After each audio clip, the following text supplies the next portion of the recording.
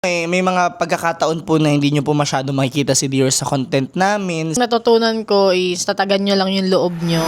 So, kakauwi lang namin ni Lab, galing kaming ospital. And ang nagbabantay kay Dior si Lola Melka and si Ate Janine. So, andito kami ni Lab at si Ate Jonna V. Ate Jonna V, magpakita ka naman sa vlog natin. Nahiya pa siya. Kakain kami ni Ate Jonna B ng balot. Ayan, si Ate Jonna, ang ating new angel. Then, ito yung balot natin. Ay, init! Ito yung kagandaan dito sa balot. Nagpakulo ka lang ng tubig, tapos ibababad mo lang dito. After 5 minutes, mainit na siya.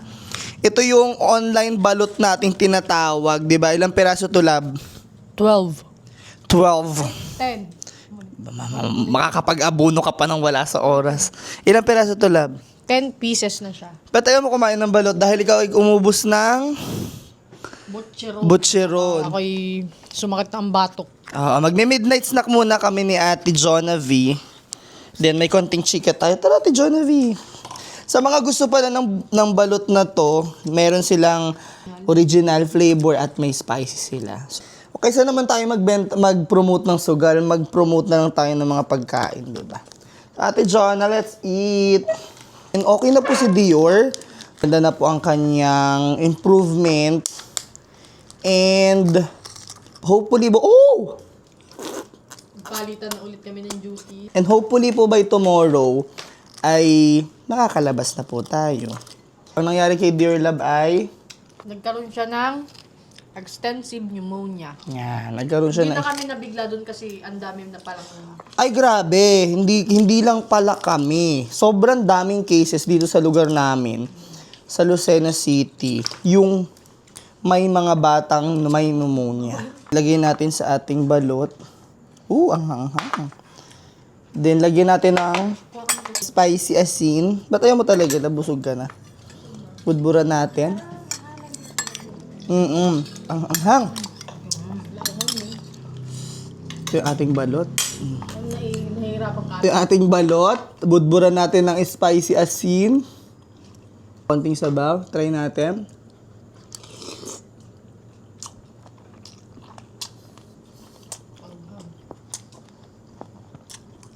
The best. Sarap. Kung di na namin kailangan lumabas pa ng bahay para magalit na. Kaya kami umuwi. Ang pwede lang ay dalawa. Dalawang tao lang. Ay naghahabol ay sa lola. Mas habol sa Lola Melka niya. Alam nyo naman yun. Kaya palitan na lang kami ng duty. Sa morning kami. Sarap. Gusto mo pa? Ayun, asin mo po talaga. Ay, favorito talaga ni Ate Je. Wow, vlogger siya. Asin na try niya. Lagyan. With emotion siya. Guys, huwag kayong mangamba kasi safe to. FDA approved. Isiw yan. Ang dilaw ah. Ang laki ng dilaw, Lab, no? Bubudburan natin ng chili salt, yung suka.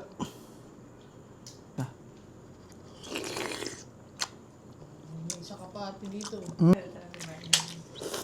So, mga gusto rin ng balot, gagaya nito.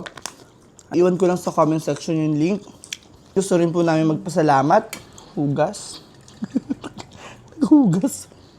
Gusto rin po namin magpasalamat sa mga kalablab natin na walang sawang nagdadasal at sumusuporta sa amin. Nagpapasalamat ako sa mga prayers nyo at magandang balita na bukas ay makakauwi na yung aming baby at ang inyong online apo. Pamangkin. Online pamangkin. Ganun pa man, nagpapasalamat po kami. At wag po kayo mag-alala kasi patuloy pa rin po kami magko-content. May mga pagkakataon po na hindi nyo po masyado makikita si Dior sa content namin since para rin po sa safety niya. And kung gusto nyo po ng balot, nasa comment section lang po namin yan. Pati yung chili salt, diba? Di po tayo magpo-promote ng sugal. Balot lang po ang ipo-promote natin. Wala, this is day in a life, reflection. Ano yung journey, bago tayo mag-end lab, ano yung natutunan mo sa sitwasyon natin ngayon? Natutunan ko is tatagan nyo lang yung loob nyo kasi hindi tayo papabayaan ni God. Lagi tayo magpe-pray and mas dodoblihin pa natin yung pag-iingat para sa ating mga anak. Lalo na lumalaganap na yung gantong mga sakit-sakit na yan. Puso kasi init lamig eh. Yan, usong-uso So, ang talaga. natutunan mo yung yung faith mo, dapat magtiwala at the same time, pagdodoble yung pag-iingat. Yun. Bilang first time parent, syempre, mas doble ingat tayo sa ating mga anak. So, ikaw naman kung anong... Ano natutunan ko dito sa journey natin? Unang-una, huwag magpapanik. Kasi yun na mahalaga, dapat compose ka. Pangalawa, dapat 100% positive ka. Kasi walang mangyayari kung magiging negative thinker ka, lalamunin ka ng lungkot. Though, allow yourself, acknowledge yourself na okay, part to ng buhay, malungkot ako. Pero you have to keep moving forward. Hindi ka pwede magpalamon sa sitwasyon mo.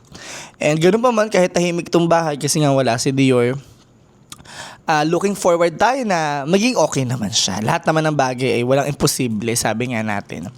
Basta magtiwala lang tayo sa kakayahan ng bawat isa at higit sa lahat magtiwala tayo sa Panginoong Diyos. Kasi everything is possible with God. Yes!